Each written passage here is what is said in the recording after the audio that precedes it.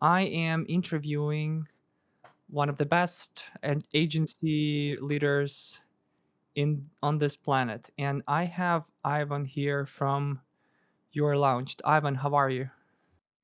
Hi, Mike. Yeah, doing great. Thanks for asking. And yeah, very pleased to hear such an intro. And yeah, I thanks. we might add another like more professionally done intro, but this is like kind of conversation type of interview, so I think it's a great start. First off, I wanted to congratulate you guys with being one of top 100 professional service companies by Clutch 2023. Yeah, Congratulations. thanks. How are you feeling Thanks. about this award? I'm disappointed, frankly speaking. I'm disappointed Tell me why. because we could get to even not to top 100 but top 10, Right. and the main loss was in a number of interviews, a number of reviews, and once we get so they had press release on December 7th, and on December 7th we Right. got a review from one of our clients that pushed us up to the top on in all other categories. So yeah, and we moved Yeah. down slightly our competitors who marked as a top 10. So slightly disappointed, but still. What are the learnings for the next year for you? In terms of this, if you're talking Yes. about Clutch, Learning. This listening. yeah, if you're talking Mhm. about Clutch, then definitely we'll keep an eye on reviews, number of reviews. So that's the key, and how often we are publishing them. Gotcha. Okay. So you're aiming for the next year for top 10, right? Yeah, I'm sure we will be there. Awesome. All right. So let's talk about your lounge. Tell me about you. So I wanted to learn more about the agency and just generally, what does your agency do, and then what's your core business model? Mhm. We are launching startups, as it's even in our brand name. And the core difference is that first of all, that all our services they are packed into a lean startup methodology. That's the core of it is wise resource management plus staged approach. And under this could be nearly everything. That's idea validation, MVP development, further support, and so on. And I know that everyone is saying like, "Hey, we are developing MVPs." So we do.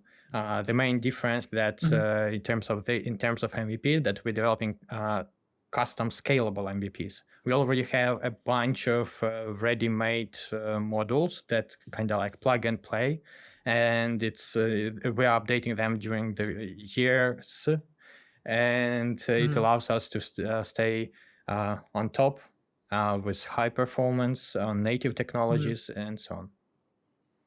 I would definitely want to talk more about your unique value proposition, but kind of going back to the business model, how you guys charge your clients, how does it work? Oh, time and material format.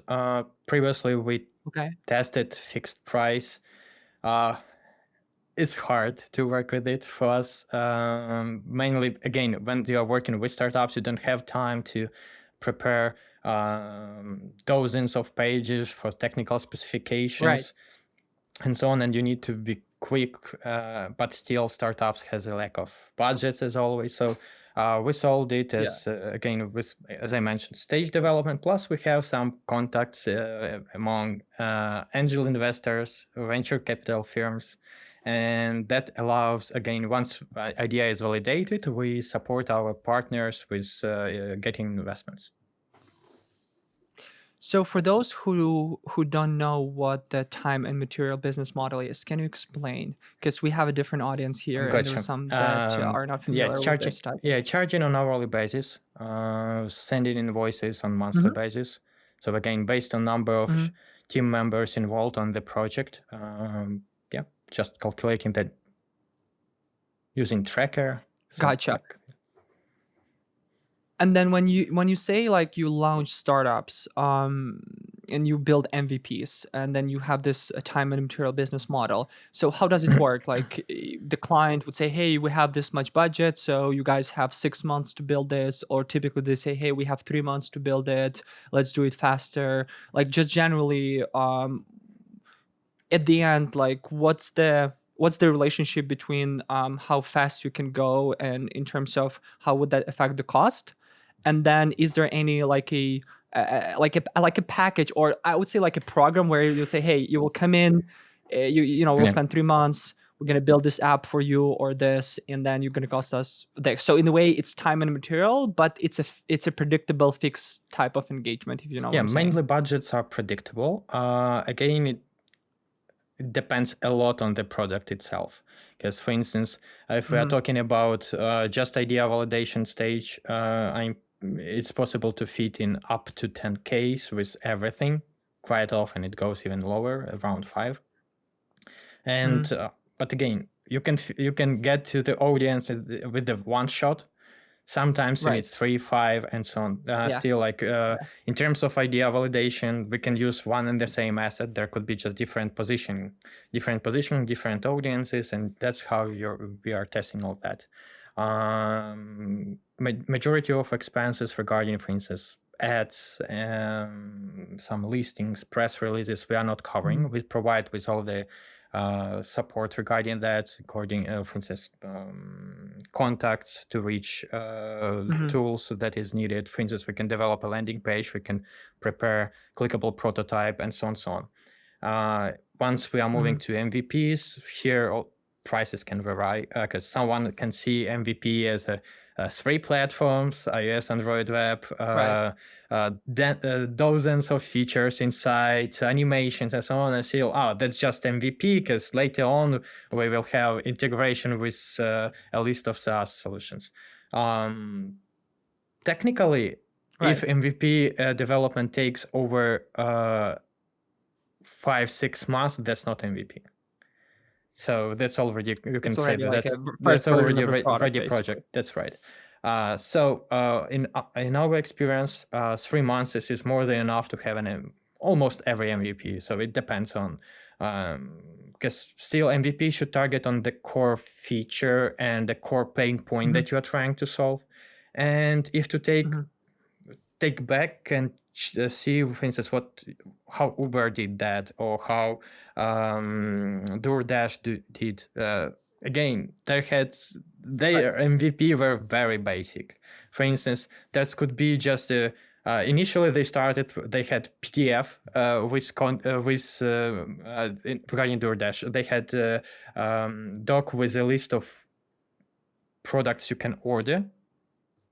And that's it. You just call them office, and they just pack in everything for you and bring it to your home. That's their MVP. Right. Zero app development, almost no design development. That's about sales. And the same with MVP. We provide with the core solution, pain point solving, and then everything depends on sales. And once you show attraction, you can go to any investor and raise hundreds of Ks. So that's how it works originally. Okay. And you piqued my interest there when you mentioned that you specifically went with the time and material business model, and you tried the fixed cost or fixed price. So how does your business model evolve over time? You guys have been around since what? Since 2016, right? Yeah, that's right. So yeah, and again, okay. So how does it, like, what's the first business model that you started with as an agency owner, and how did it evolve to where you guys are right now? I would say our first business idea with which we it was own startup, with which we get to with which we get to Y Combinator, could raise some funds, got mentors, figured out that there is a huge gap between what software businesses houses provide and what startups are looking for, and thought that could work. And again, like, yeah, every startup has fixed budgets for development, so let's move with that. We tried. Right. During the road, you facing cases like, oh, let's change this, let's change that, let's add, oh, I just talked with my friends and they mentioned that it would be cool if that would work in different way. Or for instance, once you finish design stage, someone can say, hey, it's the pink is too pink, let's change the whole design concept, and so on, so on, so on. So there's Right. hundreds of possible cases that might happen. And once you are moving with that, you're just checking like, hey, your expenses are not covering the budget that you signed the contract with. And once you're chatting with your partners, they just say, sorry, we don't have enough funds to cover that. And Right. you're always on a choice. Like, do you need to, are you after keeping warm relations with your customers, with your startups, partners, or being profitable? And that's always, it was very hard to. So we start experimenting, and could move to so that it can be profitable. Why not? Even working with startups. So after that, it's everything Interesting. starts moving more smoothly. Was the time and material pricing the only option you considered, or there was some others that you were like, hey, maybe we can do that? Like, let me give you an example. One of them, I know that a lot of startups, because they don't have a lot of investment, they say, hey, why don't we give you some equity stake in our company if you guys are building that? So because we cannot pay you, let's do convertible note, etc. So you guys purely time and material, or there were some other things that you kind of mixed in there? For sure, there could be like step left, step right. For instance, the design stage, if it's, for instance, in terms of idea validation, design stage can be a fixed price. So there is not much loss possible. Because once we are talking about, let's say, MVP development with free platforms and so on, the prices could be like around 100K and above even. And the lack of mistake, the value of mistake is very high in such case. So Right. in terms of design, that's okay. So it's not for the company, it's not a big loss, could be. So that's where we can move with a fixed price. But again, all that in this case, we're just pointing out what exactly will be done. And in terms of equity, we also have such option, but we provide equity possibilities only after idea validation stage or after MVP Makes sense. stage. So once the product is live and there is attraction, then we can provide a very nice discount in return of it to it. Makes sense, right? Because when you have an idea validation already, and then like, okay, now we can build up a entire MVP and then maybe product. You can raise capital while we're doing that. So why don't we take some kind of equity at the discount? All right. Yep. Now, tell me this. Tell me this. When I'm building my agency, I also had some small businesses or companies pitching me the idea of, why don't you guys barter up, or why don't you give us something and then instead of money, right? And then once you deliver or something, because we don't have capital, we don't have investment budget for this, but we can share, give you an equity or something. And it always bothered me, because then I couldn't make the unit economy work, because I was like, okay, how many projects like that we can take? 1, 2, 3, 5, until it does make sense, because I still need to pay salary for people, right? So in your company right now, do you have any rule of thumb or something that would say, you know what, we can take only 1 or 2 or 5 of those barter kind of equity type of deals, and that's it? Or how do you measure when enough is enough and you cannot take more of those? The best number for sure is 0. Right. Yeah. I would say again, it's more like exception. So we are not moving with Right. this Option. as a rule, right? That could be optional, but again, after MVP stage when there is attraction. But because when we see attraction, we know that there will be sales. It's quite easy to attract investor with these numbers. We would rather downgrade the pricing greatly and suggest this particular product particular investors who in this Right. domain, and then they will just jump into, and they will have money to cover out my own expenses. But as a founder, I will have equity of this company, and in a couple of years, hopefully, make a nice interest. Yeah.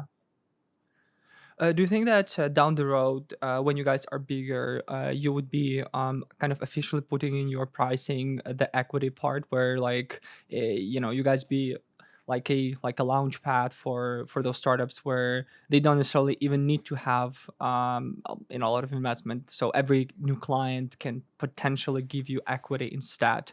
Is like just generally from the scale standpoint, do you think that such business model can work in the agency of your type when what's bigger and you guys have more resources? I suppose it can work mainly. Right, but that's, I would say that would be under our umbrella, but another company that provide these services, and that would be also for kind of like incubator, kinda. Let's Yeah, call it let's call yeah, it tech incubator. But definitely, I would keep the model, similar model like we have right now. So if the product is yeah. validated, idea is validated, you have already something workable, you have some sales, then definitely, yeah, we can develop it for you, and but in the return of equity. Yeah, why not? Gotcha. Okay. But Tell me about your unique selling proposition. Go one ahead. more note. But still, currently, my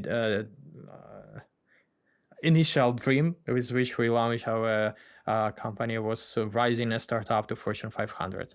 So that's again not signing a company with for who is in the list, but rising one to the to 500. So that's a dream. But Rising yeah, one. Well, yeah. yeah.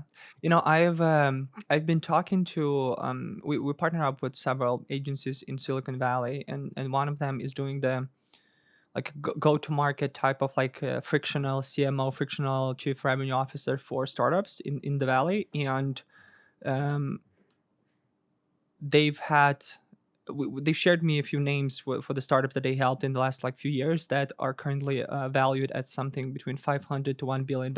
And for them it was like, wow, like I wish I could come on board, they get that few percent of equity for advising when we help them to boost that. So stories like this happening, so I'm sure that it's not like a dream. Like I'm sure that someone like listening to this will say like, yeah, well, there's doubt that that's happened, but actually this is a reality. I'm sure that you might guys actually do that because you never know, but number speaks that it's the reality, right? So um I want to move on to your unique value proposition, your unique selling proposition. If you were to list your top three things that the company are choosing you instead of your competitors, what would they be?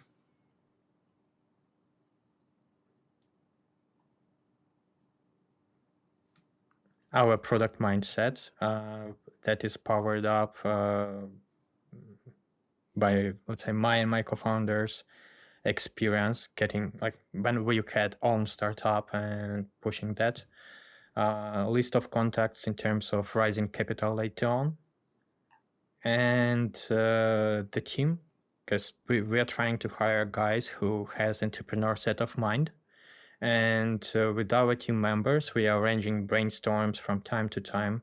Originally, it happens approximately once a month regarding some of our project that we are working Mhm. on, and it can be related to nearly anything, like starting from extra feature that is like pretty much basic, and going up to some marketing tactics points, issues, what they are facing with, and how we can support. So that's three main points. So not the tech Okay, stack, like interesting. everyone doing great stuff. Like Yeah, yeah. Yeah, the most complex one. Like you cannot build a list of possible investors that you have good relationship with just simply within a month, or just choosing the stack, right? Or having a great building a great um, product led team. So talking about the team, you mentioned that we wanted people to have startup mindset. So first, I wanted to ask you, what does what kind of value then these people will bring to the table, like when they have that kind of mindset? How is it different from people not having that? How does it affect their, I don't know, like work effectiveness? They generally just better at managing, or you personally, like more working with those people, just generally like people listening to this, and they're like, I would need to hire people with startup kind of mindset. Why? Question is. Definitely there is a risk, like, because people who is dreaming about own startup, who has entrepreneurship of mind, there is always a chance that they will just leave and open own company. That's true. Right. So, and here where our HR department start working a lot. Again, 360 or 360 interview, that helps a lot. So when you have that warm Hmm. atmosphere inside the team, even if it's remote, doesn't matter. Like with plenty Right. of one-to-ones, plenty of department meetings, all that stuff, it helps a lot because everyone understands what they are doing. They support startup, they are rising startup, they can influence on any startup by themselves, because quite often what we faced with it, that's what they were saying, when they are working in another company, they cannot influence on nearly on anything. Oh, I have a ticket, okay, I will pull it. Okay, I need to do what's described in the ticket. Okay, I did what's described, and that's it. Under our roof, our team members, they can say, sorry, uh, maybe we'll peep that later on. What the shit No, no, we're no. what the Go shit ahead. is this? Like, Yeah. let's change it. It doesn't make sense, and so on, so on. And that could be related nearly to Hmm. any feature. For instance, recently we received a document from one of our partner regarding overcomplication of analytics in general. Like, Okay. for instance, like all platforms need to send one and the same events to third-party tools. All the same needs to being tracked on server side. But what the reason if that could be centralized and simplified? And in this case, we will spend approximately 40% less time. And that's, for instance, our tech lead just suggested. That's why not. But the doc we received from one marketing agency that is very famous, and so on. So there is Yeah. a list of such cases. It's just, yeah, it's just it sounds simple, but it's quite complicated. You just do things what's right and ignore bullshit. Yeah. Yeah. Yeah. No, I hear you, and these are some of the best people because um, they take ownership. They think outside the box. They look at the problem from the solution standpoint, not from the process standpoint, where you just need to do that because it's a ticket or something, right? And yeah, sometimes it is difficult to retain some such people, but if you have a good HR culture, then and they can kind of open up and grow within your organization, then these are some of the best people to work with. Now, I know that sometimes people that have this entrepreneurship startup type of mentality, um, they have an interesting type of personality. Sometimes they can be rushed with decisions. Sometimes they can be too stubborn. Sometimes can be too like extroverts. Too, right? Like the people with different like roller coaster type of personalities. Like just generally, when you're hiring people, what you're looking for in them, and then how you determine that they have that entrepreneurship mindset or not. That's a hard question. I would say that still it would this would be the best question probably for our recruiter or HR department. But I would say that's willingness to support or being helpful, open-minded. Yeah. What else? Yeah, like when people are willing to support, and that's the key, because they are supporting startups. They they are getting in touch with us with a request like, hey, I have own startup idea. What the next steps would be the best for me? So we're just providing them with kind of like a checkbox guidelines for that. So yeah, that's the point. Other stuff, they are like in terms of other character, they are completely different.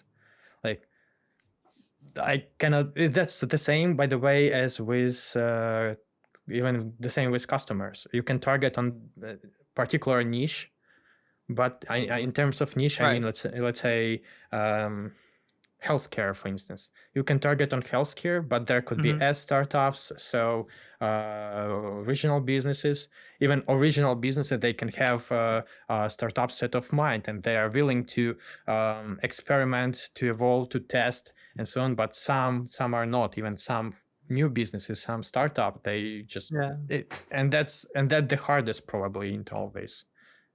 Yeah. No. Yeah. Um. Tell me about your team. How many people you have on board right now? Tomorrow will be 41. Oh, congratulations. Thanks. 40 people. What are the roles? What are the sort of like distribution breakdown between the team members? In terms of department, that's design, mainly UI UX. The core is iOS development. That's again native development on Swift, Android on Kotlin, web on React, server on Ruby. As for hosting, etc., that's also in our server department. Definitely HR and finances, marketing, sales. So yeah, that's pretty much it. So I suppose like marketing, sales, just a few people, probably in HR and recruitment, just a few people, and more of the departments or Right. the bigger ones are the ones that work with clients, like as That's you right. said, like UX design, That's right. Yeah. development. Are there any specific roles or departments that are uniquely to you guys, that's something that like you didn't see in other organizations, or roles or structure within your team that's unique to you? I cannot say it's so. Like, still, we had, for instance, head of every department, or a lead dev or lead manager in every department. Mhm. I don't. I would say our again. That's about the influence. That's the point. But for instance, our project managers, they are possibly, I cannot say that they are classic, because there's like scrum masters, project managers, delivery managers, product managers.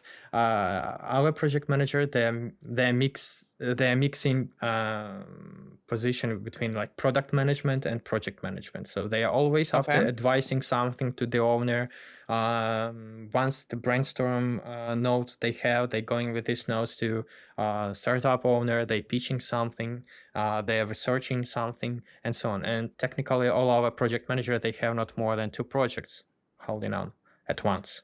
Oh, wow. So there is no like Okay. 10, 15 project they are trying to control. So Yeah. yeah. Oh, this is actually interesting.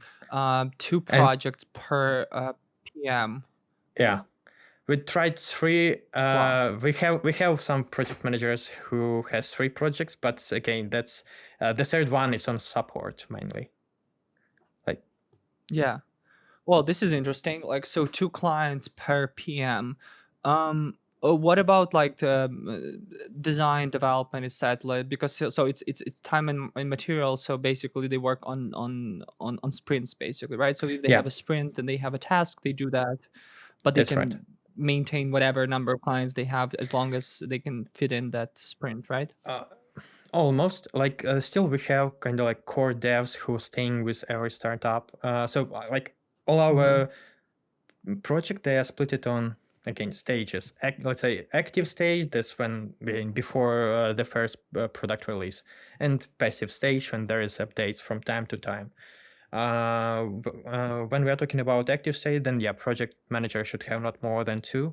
And here also there is a the core developer on every department who just on this project fully in. And sometimes Right. other devs that they can get into to support, for instance, if the deadline is strict because of some marketing campaigns and so on, and we see that we are not fitting in, so we just pointing out our partners. So we would prefer to attract one more team member just to speed up, increase the speed on 20-30% approximately. You will be after. And then that's but the core of this, by the way, what I wanted also to add, that's standardizations of all processes among all departments.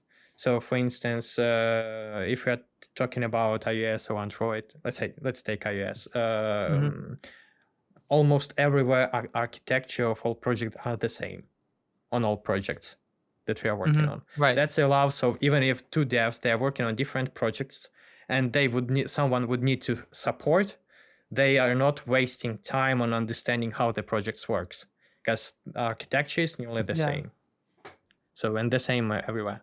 So like creating frameworks, right? So would you say that this structure and frameworks and um, kind of clusterization, standardization is your company's DNA, like core value, something you kind of Why not? Yeah, are that it deep allows us to stay flexible and still,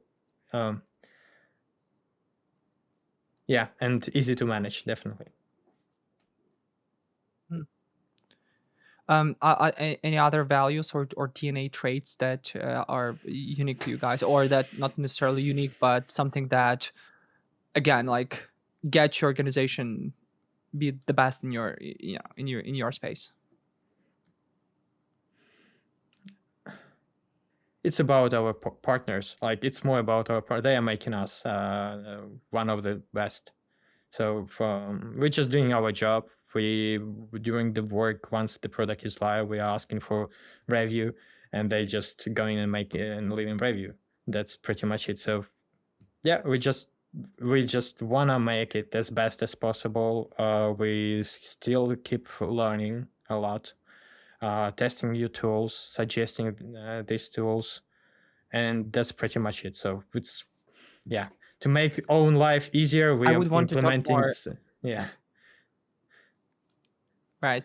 I would talk more about clients and partners. But going back to that standardization part, that is like your TNA.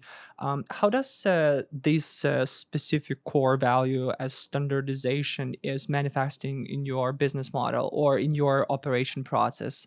Like, you guys have more meetings. You guys dedicate one day every week to create processes, or like just generally, does it somehow manifest in the daily work of your people? definitely. I would say it's daily. It even fits into daily routine. For instance, we created our own app to automatize, to simplify the life of our devs. For instance, our developers are almost don't use task tracker. Imagine Jira. We are using Wow. ClickUp, but still, Yeah. majority knows about Okay. Jira. So where you have a board Uh-huh. with tons of tasks, but you dev don't need to get into and pull the task from in progress done, in progress done, in progress on review. Oh, it's a bug. Okay, Right. move it back, and doing that several times a day. So our devs are not doing that. They are just getting into GitLab, and Uh-huh. they are working completely there. That's it. The only point that they do, they just reviewing what's in to-do list and think, okay, I will take this ticket, and that's it. Full stop. So that's makes Wow. simpler for sure. That's nice. Then Yeah. definitely Simplifying it. we have sprints planning like everyone. The only point, we have weekly sprints, not the bi-weekly, not 3-weekly. Mhm. Yeah, weekly sprints, weekly plannings. So yeah, that's it. Sometimes daily meetings. Again, it depends on the project, on the if they're in need. But originally, meeting on Mondays is more than enough for whole Mhm. week. Do you have an engineering background yourself or your partner? What background? Sorry. Like, do you have engineering background or your partner My has one? co-founder. My co-founder has. Okay. Right, because usually this standardization and automation is a characteristic trait of a product or engineering founder, right? Yeah, And I just that saw on your LinkedIn that you have sales background, so I was like, that's true. okay, interesting. Yeah. Yeah, Um, he was he had this idea to standardize. Started with dev team, and now we're implementing the same standardizations in project managements too. So project managers would be also mhm. being able to get into and support if needed. Mm. I'm curious.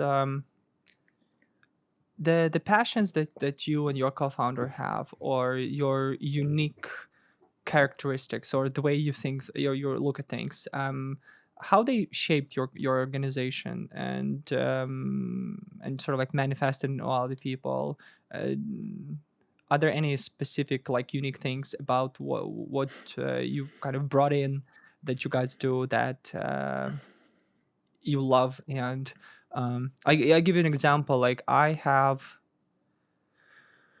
we have we had a weekly, but now we have like a monthly all hands meeting. We call it camp, where like all the people in the company come in together. If we had a lot of offline camps, and then we were like hanging out and drinking, and then we have an official part, and with official we're sharing all the numbers and the strategy. And this is like a very important time for us to kind of have an open mic and talk with people and share everything. So like bringing us together, and we brought this with us, and it sort of like integrated this open policy sharing. Everyone is on the same page, everyone is aligned, everyone can hang out and talk and meet each other, and sort of like to obviously motivate people, etc., etc. So, and this is our thing. So you guys have something like that you kind of integrated Yeah, deeply we into the have. company culture? Sorry, we have that twice a year, similar meetings where again we Okay. showing numbers, all that stuff. Some rises if some team members, for instance, change position and so on, so on. I don't know, we're just working a lot. There is no like 8 hours day Yeah. for us. Well, that's good. So yeah, we are always responsive. Nearly everywhere, everyone can get in touch with a particular question. Yeah, Right.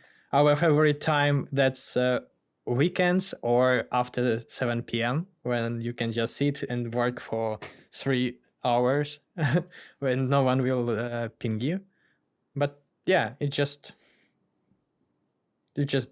trying to be a good guy, support partners, being responsive, honest, and work a lot.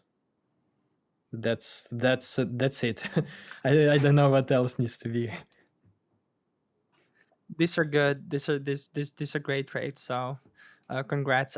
What do you know your tenure in your company? How many years or month people on average stay with you, and what's the turnover?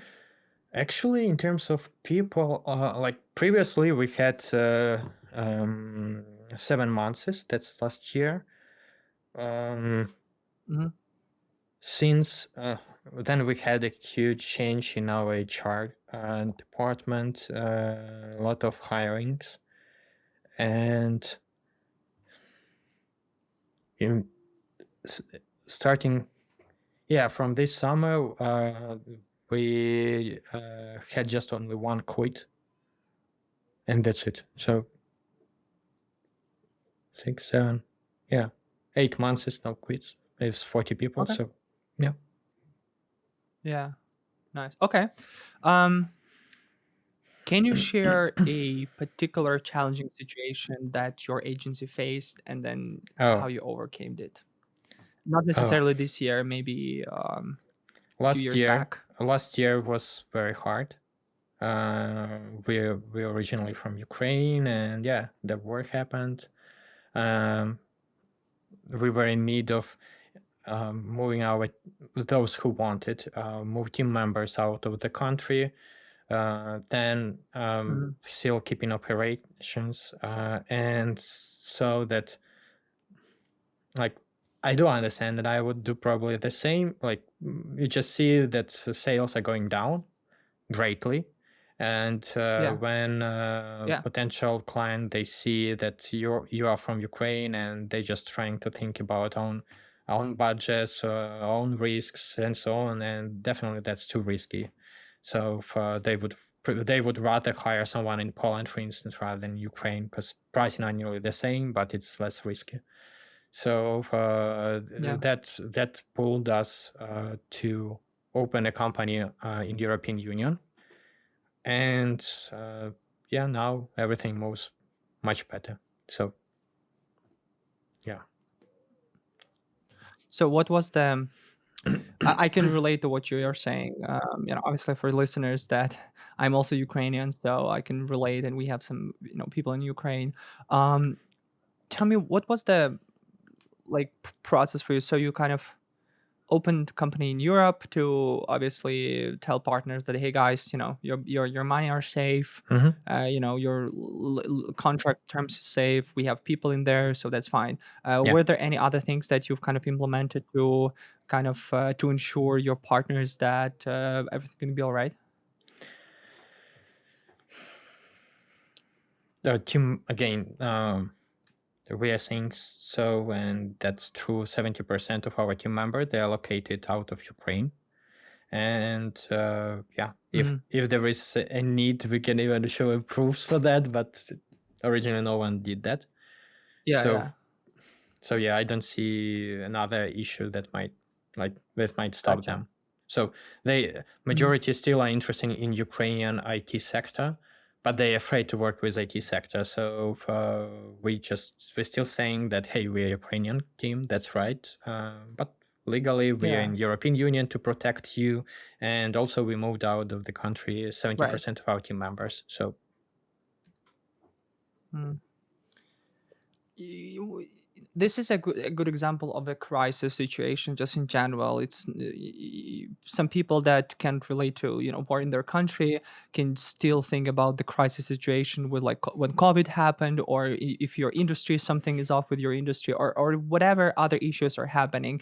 Crisis, and obviously in the crisis situation you need to provide solutions.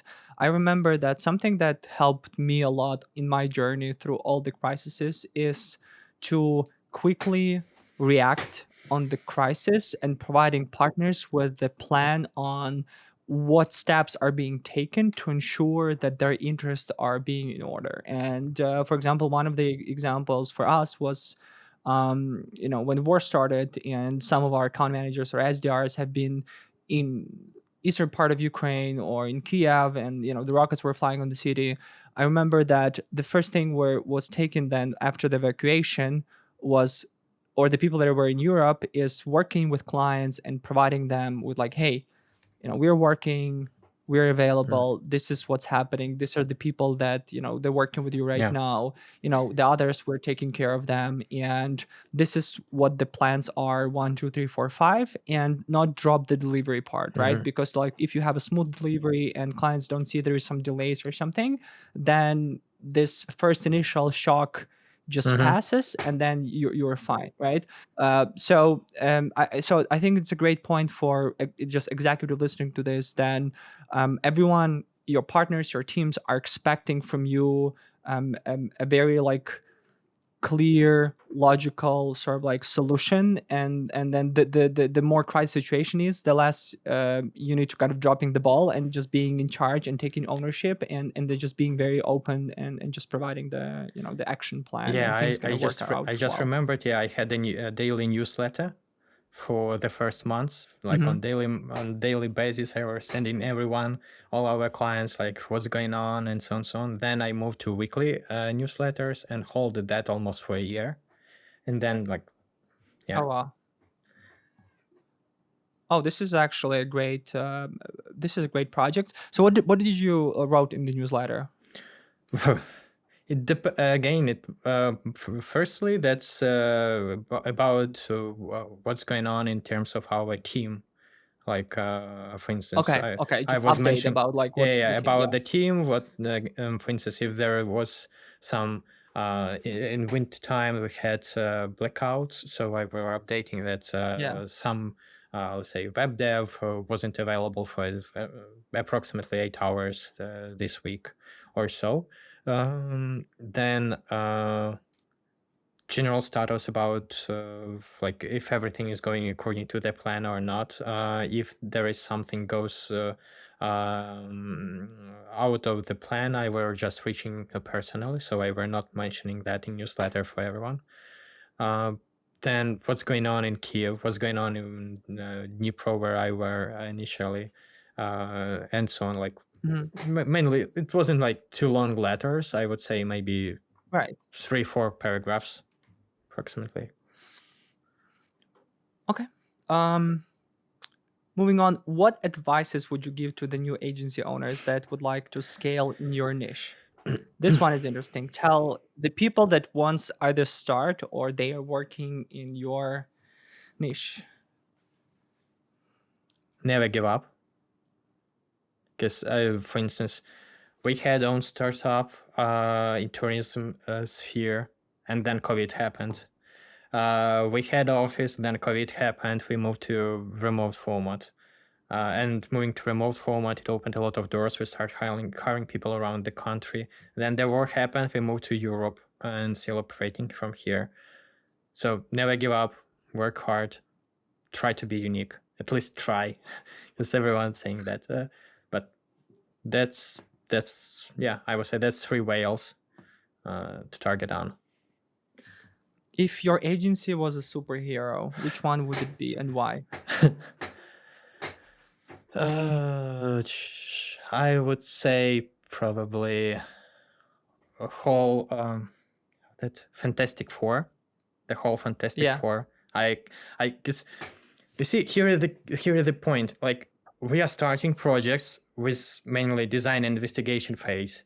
Here there is a lot of brainstorms, a lot of work done that is even not visible later on. Like it's beautiful pictures, but behind that there is a huge research done. So let it be how's that called okay, that lady, I forgot that you are in invisible Yeah, the invisible the invisible invisible lady. woman. Yeah. Then still sales and marketing, but I also want to point out that our original team, they are supporting with that. For instance, during brainstorms, they are just shooting some stuff, and me and my partner were just keeping an eye on, oh, that's what we can use for our own interests, so why not? Let's implement that. So let it be kind of like a torchman. Yeah, Torchman. Torchman, yeah. Yeah. Our devs, we just we had several times we had a huge spikes with over 10 million requests in a second on one of our project, and still servers works perfectly and so on. So let it be the thing. And Mr. Fantastic, that's again we are trying to be innovative. Like everyone's saying, hey, we are great in AI, we know how to implement it, and so on. And everyone, if you are not using AI, you just outdated already. But I'm not about this. It's about, for instance, for our current stage where we are, that's our standardizations. So that's the key for this stage. Innovations allows us to stay on the wave, support our partners, brainstorm, get contacts, and so yeah, like yeah. This is a great analogy, and it's great that essentially you name a superhero, but like a team of superheroes, which is considered to be like a one kind of superhero. So this is great teamwork. Thanks. Right? Yeah, because yeah, because without like one, I just really believe that one was just unable to do anything. Like you can be a good, but you are good in something one, and nowadays have a great sales, you won't have a nice team who can deliver. So you will get at least a bad reviews. But in the worst case scenario, you will just you will stop closing the deals, and vice versa. You can have great devs, but nothing to show. And in order to have something to show, you need to have great designers, and that's like kind of like a loop. Yeah, So that is true. That is true. Um, I would want to move on and finish off with some metrics, and it's a good exercise for everyone, and I will kind of challenge you there. But before I do that, tell me how you measure success both internally and externally. What do you mean on the internally and externally? So the internal success, is there any metric that you would say like your team is measuring that say, okay, we guys are successful, our company is successful? And then what's your external metric of success? Like probably like one of them would be my client got to Fortune 500. That's going to be an external metric of success. But generally, how are you measuring success of your organization, and is there a difference between the internal and external measuring of the success? I would say it's split it even on three, not on two. The first one, that's Hmm. internal, but internal in terms of the team inside. For this purpose, Right. we have interviews 360, and Mhm. also interviews regarding, let's say, every half a year. We're just analyzing how people behave, what they think, their feedbacks about nearly everything. So we can understand where we are moving, what's wrong, where we can make it better. So once and again, number of quits. That's also the less quits, the more successful internally we are. Because again, people who join a team, they get knowledge from others, they sharing knowledge with others, and the longer they are together, the better impulse they can give to our partners and to the company. Uh, let's call it financial, probably, and then external. In Mhm. terms of financial, definitely that's year to year growth in terms of sales and turnover of the sales cycles Mhm. Mhm. length. And regarding our partners, startups, like if how it changes, let's say, number of fundraising, turnover,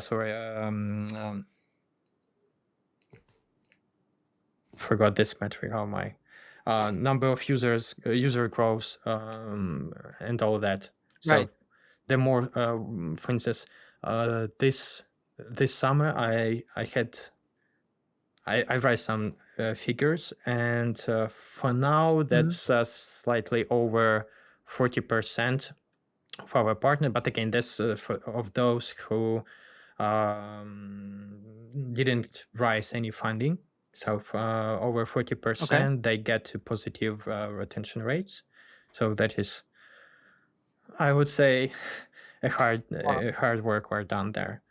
Um, so yeah, that's three parameters we're trying to keep an eye on, and the better, for instance, and here is the point. If everything goes smooth internally, it provides a better impetus to our partners. Yes. The better parameters and values we has our partners, the more ads it provides to us, because there is 62% of um, reference rate on all our sales. So This is great. that's a key for us in terms of sales, and definitely sales. So the more deals closed, the better financial we are, the more team members we would be able to hire, and so on. So 62% of sales comes from referral, you were saying, yeah. right? Mhm. Awesome. And the great external metric, you said like 40% of the products that you've built with partners get to profitability within the first year, you say, or something, right? And yes, but it depends. For instance, over 40% getting to a profit done within a year. That's those who didn't raise funds. Didn't raise Those, funds, right? yeah, That those they're like raising, then who they were stay bootstrapping, unprofitable, but they're growing yeah, faster. those who rising fund, then numbers are better. also over 58, I guess, or so. But do you keep track on the product or companies that you helped to launch that are still in the business and those that were closed? You have a ratio of those? I can count them, but I didn't put them in figures to analyze. One what I can highlight, that was VHS Camcorder. By the way, we have a great story about that. VHS Camcorder, that's an app we developed in, I guess, 2017 or 18. So that's retro filters, retro video filters for Instagram before Instagram had retro filters. So we developed the app. We're going to the market, and then our team members again suggested some features to make it even better than competitors have. But we were in need of updating the core. But owner mentioned, like, sorry guys, I have just a particular amount on marketing and we won't be able to move with that, and so on and so on.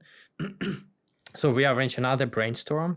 And after we suggested to invest approximately 2-3Ks and just reach school friends of celebrities. So in this case, with the rest of some, we would be able to implement the changes. So they like that idea. At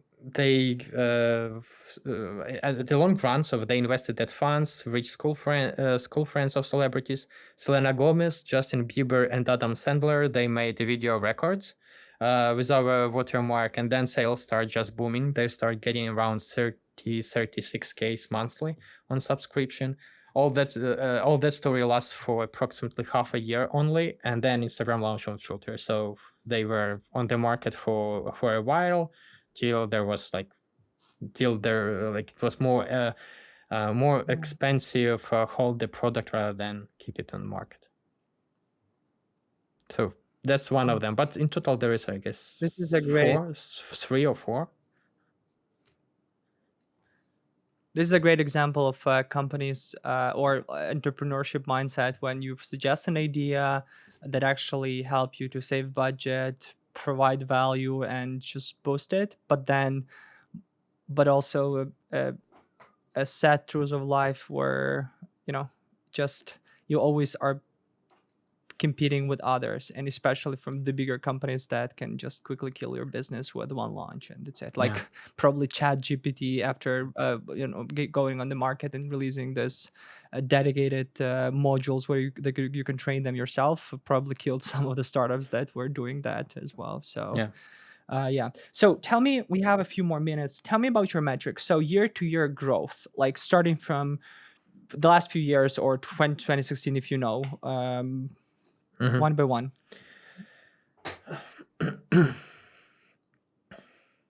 I would say we had quite a very slow growth till 2020. Yeah, the first 4 years were very slow. 4 years. We could get only to 14 team members. Then in 2020, we had a jump up to 25, 26. Then the war happened. We had a list of quits. We had a drop to 18s, and then now we have another jump. So it reflects sales a lot, I would say. So because when you have sales, you need to hire more team members. Revenue. I would need to ask the revenue. I know that I promise I'm not going to tell anyone, only the listener of this podcast and on the newsletter, but tell the year-to-year revenue growth. How was that? So if you were keeping the same in terms of the team member from 16 to 20, the revenue was also stable, the same, right? Approximately, yeah. We can do approximate, like under $1 million. Under $1 million? Definitely or under. It was definitely under. It was definitely under. Yeah. Now, when you start growing in terms of the people and the clients, how was the growth in terms of the revenue year by year? Was it like a 50% growth year by year? I can point out, for instance, the last year growth, where we had, for instance, in comparison with the 2022, we have 380% growth in terms of revenue. 300 to 400% growth year by year in terms of the revenue. That's in terms of revenue. That's year-to-year comparison. 2022 Gotcha. Okay. 2023. So before that, was there was much less numbers. So but so essentially you increased the revenue, but the year-to-year growth of your revenue, is it connected to the growth of your team headcount, or not, or is it directly correlates, like you're doubling in terms of the team, doubling in terms of the revenue, or the revenue can exponentially grow and the team number can be lower in terms of the growth? it still depends. Definitely, again, for now, it depends a lot. But again, there is a like,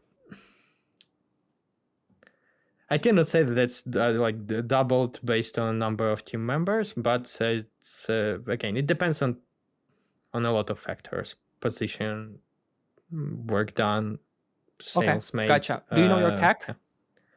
Customer acquisition cost? Customer, sorry, I lost you. Yeah. So do you know your customer acquisition cost? What's your CAC? Oh, it's around 620, I guess. Oh, that's not. It's like it's for per lead, per opportunity, or closed deal? Per closed deal. Oh, this is great. What's the LTV, like lifetime and lifetime value per customer? On average, that's a year and 3 months. As for if we are talking about the deal lengths, then it depends on. It's even more classified on our end. For instance, if it's a small project, then it's around up to 2 weeks to close the deal. If it's up to 50K, that's from 2 to 4. If we are talking about 50 to 100, then it's approximately 1.5 months. If we are talking about over 100K and up to 1 million, then that's could last for half a year approximately. Several months to a year. Yeah. Okay, so the sales cycle connected to the project essentially that you're building. Okay. Okay. So sales cycle, we have that. You have also connection to the closing rate. So you have a pretty low CAC, I must say. But in terms of the closing rate, if you were to talk to, it's also depending on the contract value, like the average ACV, or it's the same across the board for. On average, it's the same. I'm trying to sort out why. Actually, So what's the closing rate? Let me just. Okay, we are short in time. Okay, in terms of close rate, it's around 7.5%. Yeah.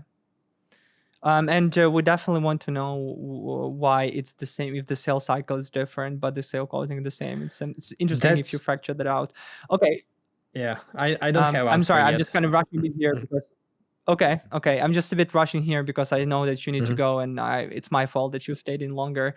Okay, so now cost of service, like if you just don't include the admin cost, the R&D, something like just purely the cost of service, what's the percentage from the fees that the clients are paying you?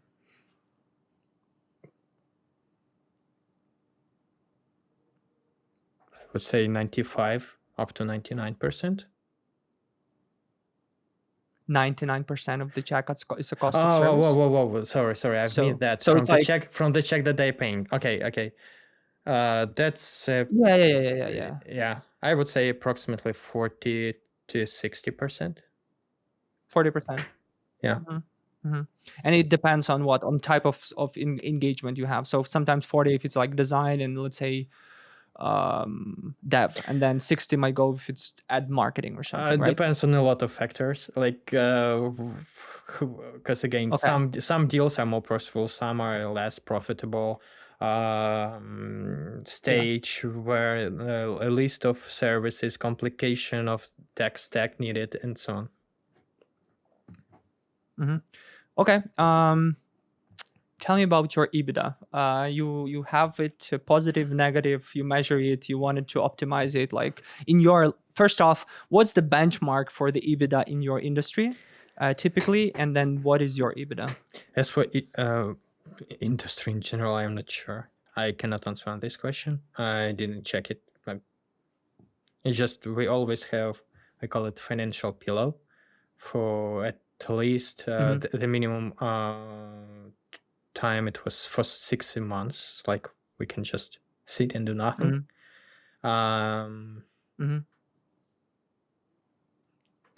As for, sorry, what was the question?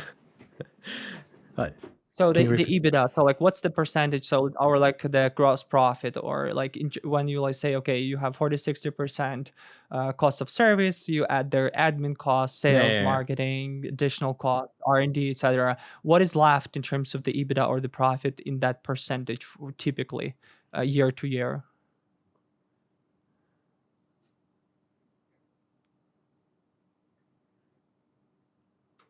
Okay, that's pretty much it. Like, yeah, services plus marketing, sales. Yeah, I mean, like, what's percentage of the EBITDA left? Like, is it 5% left, 10%, 15, 20, 40? Gotcha. No, we're trying to keep it on 10%. 10%. 10% a month, yeah, trying to done it. If you were to increase it to, let's say, next year you wanted to have 15 or 20% EBITDA, what would you do? You need to cut costs on the cost of service, or decrease the marketing, or increase the prices without decreasing the cost? Definitely, I would prefer to increase the price, because decreasing costs, it means again cutting salaries or hiring less experienced guys, or searching for some extra solutions. So definitely, my co-founder would work. He would work on some more framework solutions to minimize the cost, and my responsibility will be to increase the pricing and turnover, definitely. Right. That's always a good decision to increase the prices. I am aligning with you there, 100%. Last question. I'm letting you go. What are your plans? What's your vision? What are your thoughts on the next year? I've heard it's going to be a tough year in the professional service industry. But what's your prediction for the next year? I don't see nothing.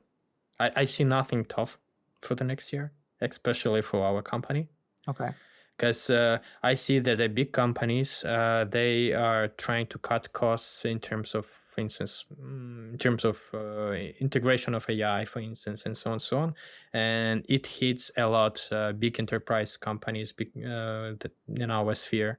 As for small companies, they would still be on the float, definitely. As we are working with startups, I'm pretty sure, again, all of the startups, they are connected to new technology trends that appears, majority of them. Like something new appears, let's have a fitness tracker. Let's create a new fitness tracker. Let's do a fitness tracker that can order McDonald's. And so on, so on. So there is tons of them. So this niche definitely will be on the float. So yeah, I'm pretty much positive for the next year. Yes, even if to take into account that I'm Ukrainian and we had business in Ukraine, so I'm very positive. If you were to kind of summarize like your strategy for the next year with like one word or one sentence, would that be growth, safety, profitability, innovation?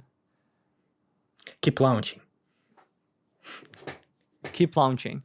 That's a great strategy for the next year. Ivan, thank you so much for taking the time and joining me for this interview. I wish more launches for you for the next year. Thanks. Appreciate the time. Thanks for this.